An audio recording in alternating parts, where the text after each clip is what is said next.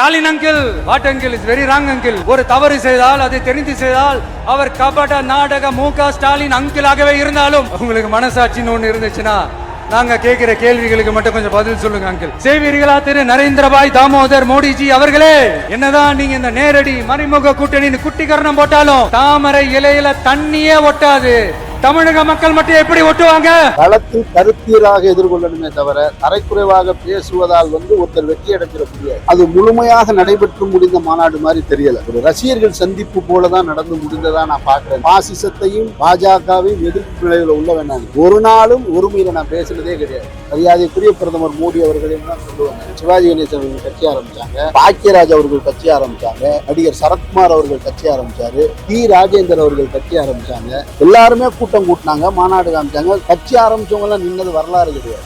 ஒருமையில பேசுவது இருக்கக்கூடாதுன்றதுதான் நம்ம கண்ணியமான விமர்சனம் தான் இருக்கணும். எதிரி எவ்வளவு பெரிய ஆளாக இருந்தாலும் களத்தில் கருத்தீராக எதிர்கொள்ளணுமே தவிர தரைக்குறைவாக பேசுவதால் ஒருத்தர் வெற்றி அடைஞ்சிட முடியாது.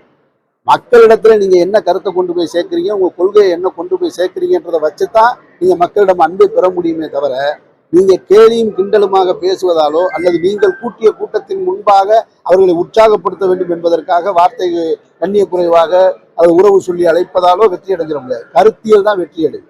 அதனால எப்பொழுதுமே நம்ம தவிர்த்துக்கிறது தான். யாராக இருந்தாலும் சரி, நான் முழுக்க என் உயிர் உள்ளவரை கடைசி வரைக்கும் பாசிசத்தையும் பாஜகவையும் எதிர்ப்பு நிலையில உள்ள வேண்டாம். ஒரு நாளும் ஒருமையில நான் பேசுனதே கிடையாது. மரியாதைக்குரிய பிரதமர் மோடி அவர்களையும் தான் சொல்லுவேன். அவர் வகிக்கிற பதவிக்கு மரியாதை கொடுக்க வேண்டியது எனக்கு பொறுப்பு இருக்குன்னு நான் நம்புறேன். அதனால ஒருமையில பேசுவதனால் வென்றுட்டதா இருக்க முடியாது. அவரோடு களத்தில் நின்று கருத்துல மோதி நான் ஜெயிக்கணும். அது முழுமையாக நடைபெற்று முடிந்த மாநாடு மாதிரி தெரியல. ஒரு ரசிகர்கள் சந்திப்பு போலதான் நடந்து முடிந்ததா நான் பாக்குறேன்.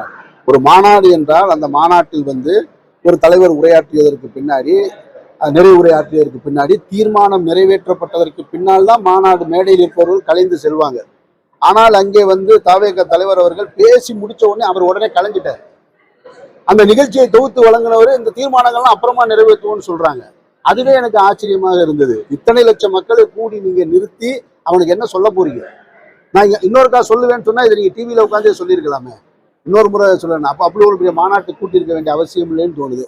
அதெல்லாம் பக்குவப்படுவாங்கன்னு நான் நம்புறேன். அடுத்தடுத்த மாநாட்டில் சரி செய்வாங்கன்னு எதிர்பார்க்கிறேன். புதிய சிந்தனை இல்லாதவருக்கு பின்னால் மாபெரும் புகழ்பெற்ற நடிகர் திலகம் சிவாஜி கணேசன் அவர்கள் கட்சி ஆரம்பிச்சாங்க, பாக்கியராஜ் அவர்கள் கட்சி ஆரம்பிச்சாங்க, நடிகர் சரத்குமார் அவர்கள் கட்சி ஆரம்பிச்சாரு, டி ராஜேந்தர் அவர்கள் கட்சி ஆரம்பிச்சாங்க.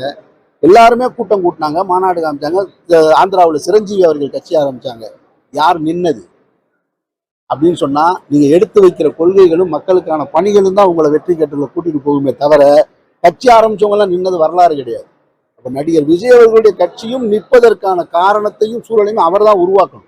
அவர் எந்த அளவுக்கு மக்களோட நெருங்கி நின்று கருத்தியலாக இந்த மாநில சுயாட்சிக்கு பக்கமாக மக்களின் குரலாக பொதுவெளியில் அவர் எப்படி எதிரொலிக்கிறார்ன்றதை வச்சுதான் அந்த வெற்றியை நம்ம முடிவு செய்யணும்.